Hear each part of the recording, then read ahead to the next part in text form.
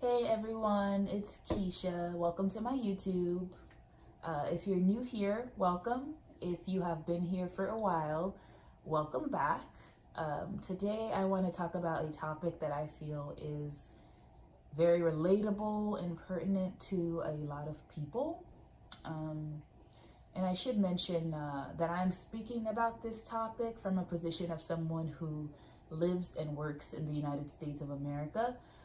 So this is my personal experience, and I understand other people from different walks of life or in different parts of the world may have different experiences. So I just wanted to start by saying that. But today I'm going to be talking about how to cope when you are working in a job that you hate, but you need to stay because you need the money for survival, or maybe you have people that depend on you that you need to take care of, or maybe you're just working towards a bigger goal like a vacation or investing in your education or anything like that. So if you're interested in the topic of how to cope with a job that you hate when you have to stay because you need the money, keep watching. Okay, so this is definitely a topical point for me. I mentioned in my previous video that I have a variety of side hustles that I do to kind of help me to tackle debt, save money, be able to fund my travel, my international travel adventures, etc. So I want to point out that no matter what you do in life for a career, even if it's something that you absolutely love and you are passionate about, there are going to be times, moments, days, or even extended periods of time where maybe you're not happy with what you're doing, maybe you don't feel satisfied with it. I think to some extent that's natural.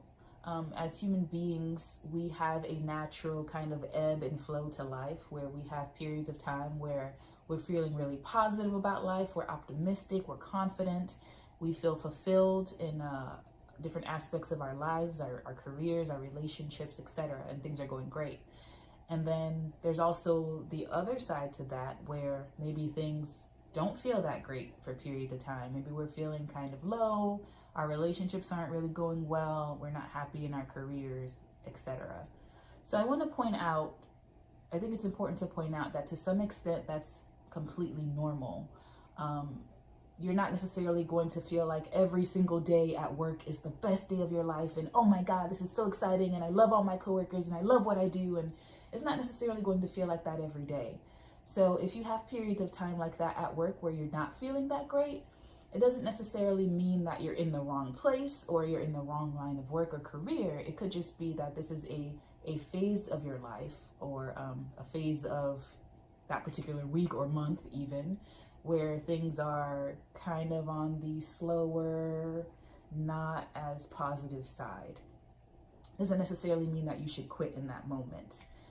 Sometimes those are the periods of time where you need to step back, maybe reflect a little bit and ask yourself whether or not you've been investing in self-care practices.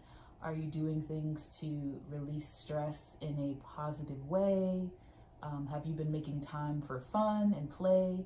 All of those things are really important to making sure that we are coping with stress in a healthy way so that we can get to the point where we do start to feel positive and healthy and fulfilled in our careers again. Living in America, we live in a society where self-care is often seen as a luxury.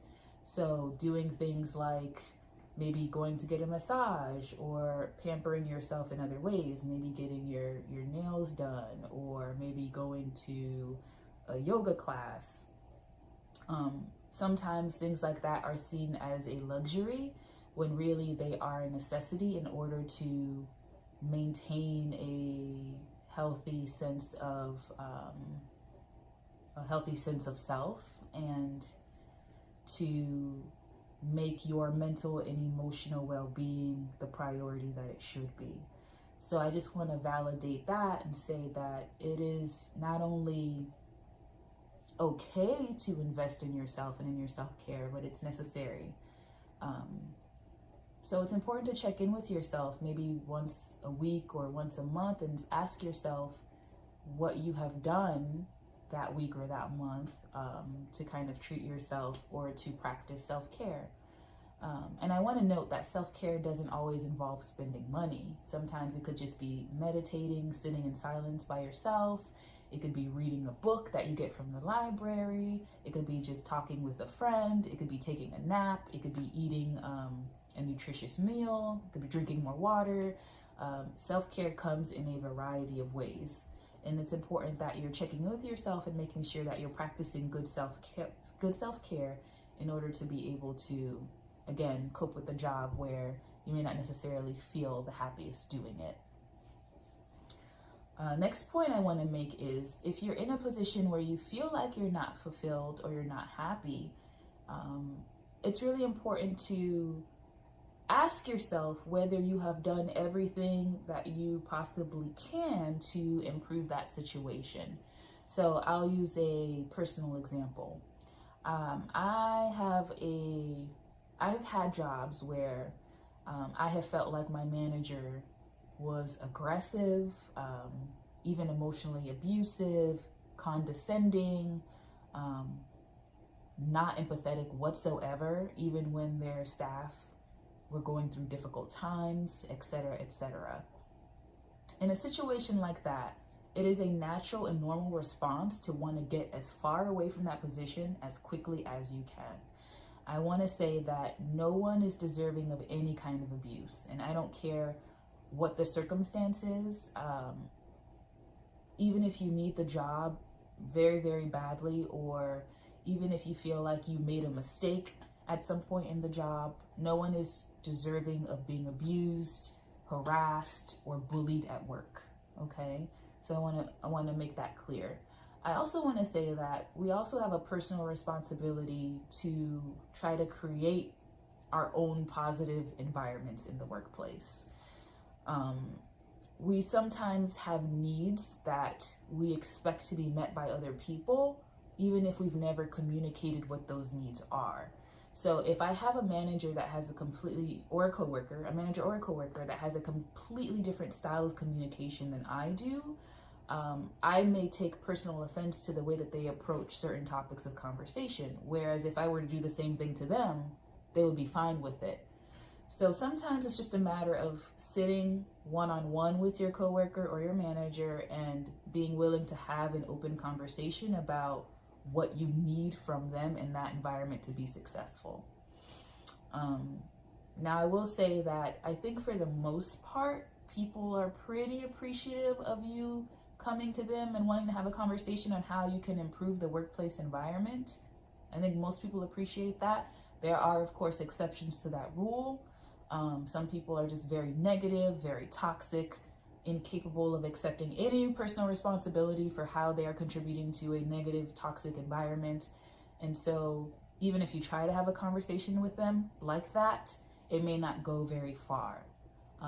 But I think it's important, if you're in a position where you feel like you are safe to approach that person, to try to have a conversation, express your frustrations and concerns, and try to come to an understanding of how that can be improved.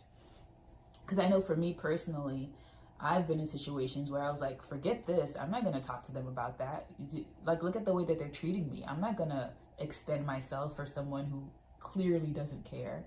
And I think in some situations that was a missed opportunity for me to not only grow as a person by putting myself in an uncomfortable situation and trying to problem solve with another human being. I think it's also a missed opportunity for that other person, because if they don't know that you're unhappy or unfulfilled, or they don't know what your needs or expectations are, then they can't do anything about it, and they can't meet expectations that they don't know that you have. So that's another point, is if you are unhappy or unfulfilled in the workplace, check in with yourself and ask, have I really sat down to approach my concerns with the other party that I'm having issues with? And if not, maybe it's an opportunity for growth for you and that other person.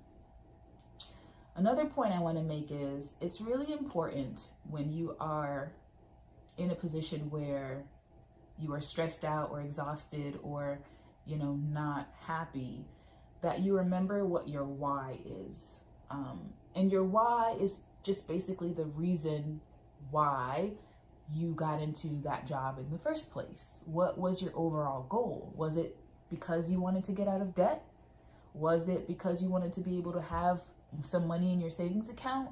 Was it because you have a dream trip to the other side of the world that you need to save X amount of money to be able to go on? Are you saving for a wedding? Are you saving for your kids' college fund? What is your why? What is that deep motivating factor that keeps you going? It's important to revisit that as often as you can. Having maybe some visual reminders around your home, maybe like if you want to take that dream trip, printing out a picture of yourself and like maybe photoshopping yourself into a picture of a beach, or maybe you carrying pictures around with your kids if your kids are your why for why you're sticking with a job that you hate. Or maybe writing something down on the mirror, like with a dry erase marker, reminding yourself that, oh, I am X amount of money away from my goal of saving this much. So just having those visual reminders sometimes in a place that's easily accessible to you, your mirror, your fridge, your planner, your phone, that you can check in with and read or look at throughout the day to remind yourself of why you're doing this. That sometimes can give you that extra push to keep going when you feel like you want to give up. And I think the last point I'm going to make is realizing that everything is temporary. Positions that cause you a lot of pain or exhaustion or stress, try to see it as something that's temporary. And I know that can be hard to do because sometimes you don't feel like there is a light at the end of the tunnel, especially when you've been doing something for so long, and maybe you feel like you're not where you want to be, or you haven't made the progress that you thought you'd make by that point in time. Try to remember and think of everything as being temporary. There's the passage that said the days are long, but the years are short. Every single day that goes by can feel like an eternity, but as the years go on, if you continue to stick with your goal, you will be happy that you did it. You will eventually get there. And that's just something that you have to remind yourself of.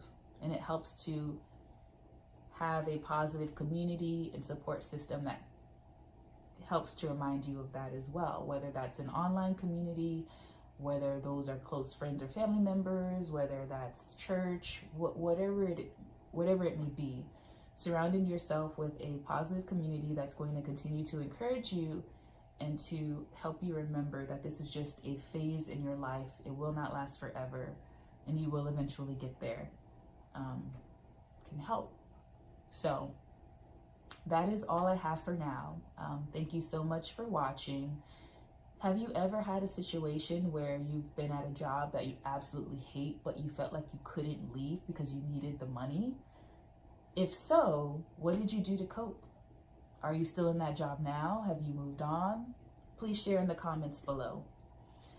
Please like this video if you found it helpful and you want to see more videos like this. Hit that subscribe button if you haven't already so that you can see every new video that I release. And I will talk to you guys really soon.